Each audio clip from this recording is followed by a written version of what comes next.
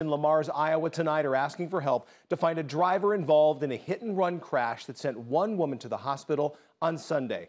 Lamar's police say the crash happened just before 7:30 Sunday night at the intersection of 6th Avenue and 4th Street Southwest. A 45-year-old woman crossing the street in the crosswalk was hit by what police describe as a newer model red four-door pickup, which drove off without stopping.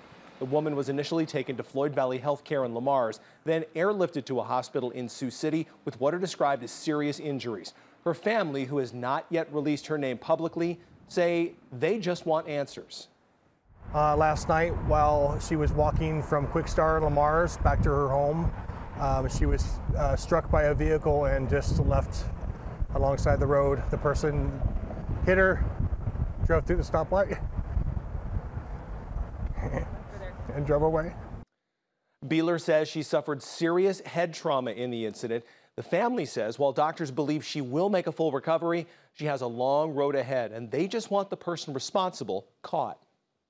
The vehicle just blew through the stop sign, didn't try to stop at all, and then drove down by the Dairy Queen and then turned right onto the highway. So, you know, there's going to be lots of cameras, lots of people out at that time of night. It's not even that late. So anybody that sees anything at all or have seen anything at all may have seen a red truck, red four-door truck is what the police are saying, and the witness said. So we just want that person caught and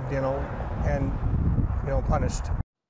Again, police are looking for a newer model red four-door truck. Anyone with information or possible video can call the Lamar's police at the number on the screen. More details can be found inside the story at KTIV.com.